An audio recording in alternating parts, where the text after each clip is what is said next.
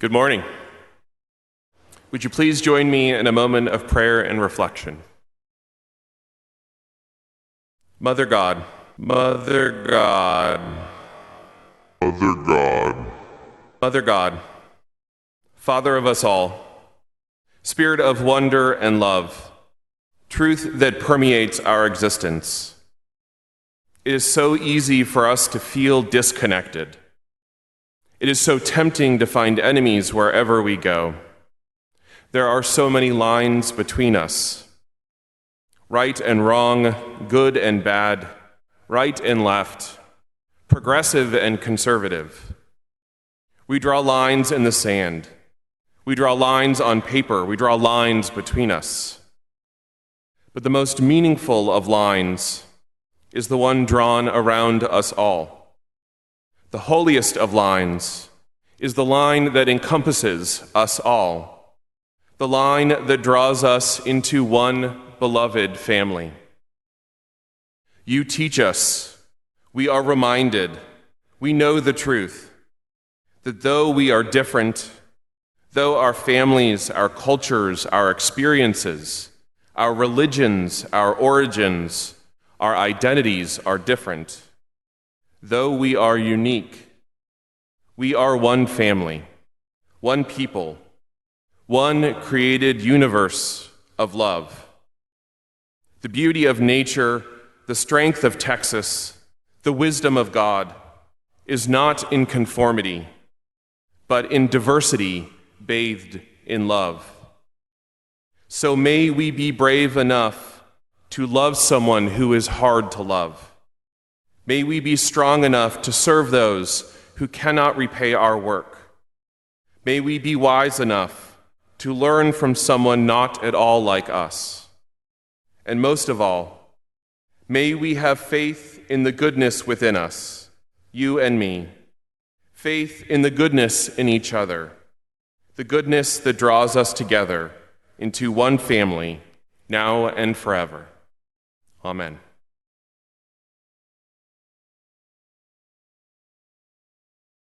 A controversial event at the Leander Library went from happening to canceled and then back on again in just a couple of days. Hank Cavanero is in the studio now with more on the situation behind the drag queen story time. Hank? Well, Chris, it was planned by the group that runs the Leander Library for the city, a drag queen story time, but the city decided it needed to be canceled after they say there were complaints from the public. Now it's being hosted by a local church at the library. It's become the center of controversy this week after the city of Leander decided to cancel a drag queen story time at the city's public library. It's about the positivity of that community and allowing these children to express themselves in a positive way. Valerie Abrego was contacted by the library when it was first scheduled. I think it's been blown out of proportion for no reason. They're reading just a book. They're getting dressed up and they're reading a book. And it's the same, it's honestly no different than if a character from one of those books came out and somebody had dressed up as that character to read. According to the city's website, the event was canceled because they involve live entertainment with outside guests that were not included in the Central Texas Library System's slate of recommended entertainers, meaning the performers of this and another event hadn't been checked by that organization. And so I thought, well, why can't our church just host it? And so we're hosting it. This is where Ryan HART comes in. He's the pastor of a church that decided to rent out a room at the library for the event. Held on the same day, at the same time, just a different room. My reasoning and the reasoning of Open Cathedral in having this event is to keep kids safe. And kids are safer when they know that they can love themselves and see that difference is good. For HART, he says that the whole event is about inclusion, not controversy. Especially the kids who come and the parents who come, I want them to feel welcome and included and safe too, whatever they believe. Hank Cavanero, KVUE News. This is the response from the mayor of Leander. He posted on Facebook. In it, he says that places like libraries, churches, and music venues should be places that we don't bring in politics. The city of Leander is closing its public library on Saturday for a private event. A local church will host Drag Queen Storytime this Saturday after the city canceled it last month. KXAN's Will Dupree joins us live outside the library now to explain. Will? Well, Aaron and Robert, the city tells us it's closing down the library here on Saturday because it's expecting demonstrations related to that drag queen story time. Police, though, will be on hand to monitor everything out here, and there will be designated areas out here in the parking lots for any protesters, as well as those countering what they have to say. A trip to the Leander Public Library happens at least once a week for Anna Smith and her family. This week, their visit will come Saturday. They're going to Drag Queen Storytime, which they've been to before when they lived in San Francisco. My daughter and I are going to be dressed up, and she's actually curious to see what books we're going to read. She's hoping they read one of her favorite books. Leander's Open Cathedral Church rented a conference room for the event last month after the city canceled its own planned story time with the drag queen.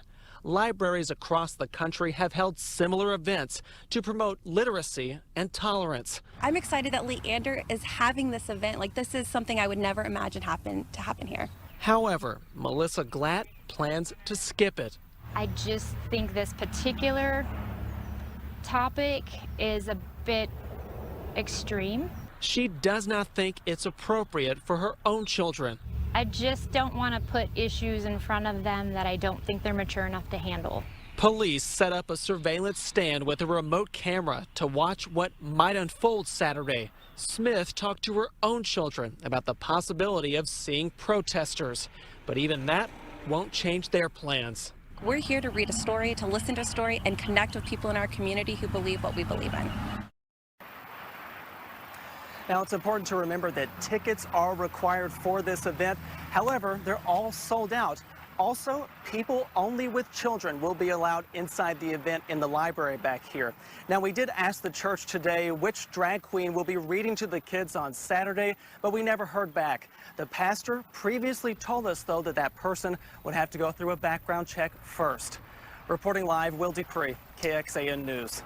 And you might recall the Houston Public Library System was sued over its drag queen story time. A judge dismissed that lawsuit in January. And earlier this year, the Houston Public Library apologized for allowing a child sex offender to participate in Drag Queen Story Hour. And now, after a Texas city shut down a children's story time hosted by drag queens at a public library, well, a radical church stepped in to save it. But why? Where else is this happening? An opponent and a Christian supporter will debate the drag story time. Now, your local library is a wonderful resource for school-age kids, their reading groups, mommy and me classes, arts and crafts programs, and now, drag queen story time. The transition from nightclub to libraries has been absolutely overwhelming and astounding. There may be a child in the audience that is feeling a little different, and now he may see me or she may see me and say, wow, hey, I feel a little different too, and here's someone who's comfortable feeling different and is okay with it. When Leander, Texas, a city of 56,000, decided to put an end to this, citing upset citizens, a left-wing church known as Open Cathedral stepped in to host the event this weekend. So what happens there? Well, joining me now to debate is Arthur Schopper, Director of Mass Resistance, and Jonathan Merritt, a progressive Christian writer and author of the book Learning to Speak to God from Scratch. All right, Arthur, what's your group's main objection to these drag queen story hours that are popping up all across the country?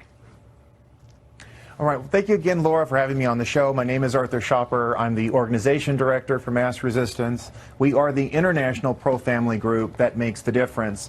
We have had parents contacting us all over the country about these perverse programs. I mean, the bottom line is this. You have adult homosexual men, adult entertainers going into a public library reading to children. I mean, that alone should not only be sending off alarms, but people should be, demanding this to be canceled even before it starts. Okay, we're not talking about diversity here. We're talking about deviance. We're talking about perverse and destructive lifestyles being animated or advertised to children as if it's normal. I mean, you can just look at the website Arthur, itself. are you saying that gay people can't read to kids ever? I mean, we're talking about a very specific issue with drag queens, right? That's what we're talking about here. But so try to keep it focused on that. We're talking about drag entertainment here. Drag entertainment, this is adult illicit entertainment, to put it mildly. And we're having these entertainers reading to children? Why stop there? Why not have pole dancer story hour? How about having porn actor story hour? I mean, this is just nonsensical. Jonathan, my question to you is... This is what you want children being experiencing? Yeah. All right, Jonathan, this is how this whole thing started. I want to go to you here because you support these events. This is how the Washington Post described what's happening in this particular controversy. The organization Drag Queen Story Hour started in late 2015 in San Francisco, just as the country's reinvigorated right wing was coming into form. But it has found many fans, with chapters in areas outside traditional liberal cities, outposts now in Milwaukee, New Orleans, Charlotte, Mobile, Alabama, and San Marcos, Texas. So this all began in San Francisco. This isn't some organic, just a local person who decides, I want to help the kids, right? This is, to a lot of people, organized as an attempt to advance a particular agenda or viewpoint or understanding, and beginning itself in San Francisco. Yeah, to me, where it began is really irrelevant. I think the question is what's happening in these events now. And I think you have a lot of people who are upset about it. They're upset about it because, and your guest, I think, articulated that perfectly, that they're disgusted by certain people in society, by the LGBT community, by drag queens, who, by the way, are not always a part of the LGBT community. And they feel that their children will be contaminated if they come into contact with these people. I think that's not a mainstream view. I don't even think many conservatives, agree with that anymore. I think that what's really the point? Like, I get it. I get what you're saying. But what is the point here? What is really the point? All right, because there are a lot of people who are different, right? There are people that you probably wouldn't want to come in to do story time. I'm not trying to compare them, but you're having there are children drug being addicts. Taught drag 101. Hold on, Arthur. Wait a second. There are drug addicts. This is ridiculous. Wouldn't want Lots of people are opposed to this. I'm talking to Jonathan. Jonathan, not everybody you would welcome into the library. See if he could defend that. Traditionally. Yeah. Well, if you read these stories, the stories that are coming out about these events, and you listen to the individuals who are actually reading the stories who speak for themselves, they're saying, we were looking for a way to give back to the community. We are entertainers. We dance. We sing. We make merriment in various establishments, but we were looking for a way to give back, and they wanted to pour into the children of their community. These events are voluntary. Nobody's children are being forced to go and sit in front of a drag queen and listen to a storybook. They're going there because they want to give back to their community, and I think in the United States of America, anyone should be able to do that. Absolutely. There's a lot of ways to give back to the community. Arthur, close it out quickly.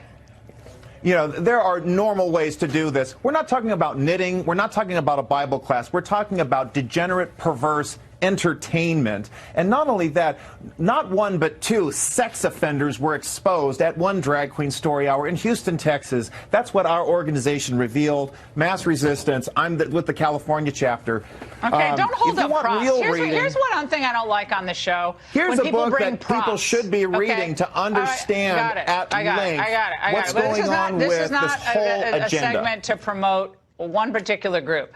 We're trying to find out what's really going on here. People have legitimate concerns on both sides of this issue. What is the point of doing this with kids? Is there a point? That's what we're trying to find out tonight. We wanted to have a really good conversation. We appreciate it. Hi, I'm Kristen with Open Cathedral. I happen to be one of the worship leaders here, and this is Pastor Ryan. Hi, good morning and welcome. We want to show you where we meet. So this is Christine Camacho Elementary School in Leander at 501 Municipal Drive. We want to show you what's going on Sunday mornings here at Open Cathedral. So This is where we meet. A neat thing about this place is that if you've had... Hey, good morning, Wendy. Glad you're here. If maybe you've had tough experiences with church, this is a very welcoming place. It doesn't look like a church. We are an open and affirming church. So that means that gay, straight, black or white, we love you for who you are. We want you to be yourself and bring your diversity to community. And we have tons of families here, and kids play a big role in our church. They're pretending to be well-behaved right now. Here's Nicole. Hi. First off, well-behaved people rarely make history, and we're all about teaching our kids truth in all of its forms, including what we learn in the Bible. But one of the reasons we meet here in a school is to intentionally remove barriers from those who've been hurt by weaponized religion in the past. Welcome. Oh, we've got donuts on Sunday mornings too, and hot coffee. So here's where we worship. It's actually in a carpeted gymnasium, so it's perfect because kids are a big part of what we do at Open Cathedral. The kids on Communion Sundays, which are once a month, lead communion. So they spill juice, they drop bread. It's messy, it's loud sometimes, but that's the way that church should be. Like life, it's messy and it should embrace us for who we are.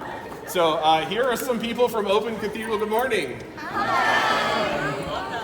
So come join us sometime. Sunday mornings, 10 a.m., 501 Municipal Drive.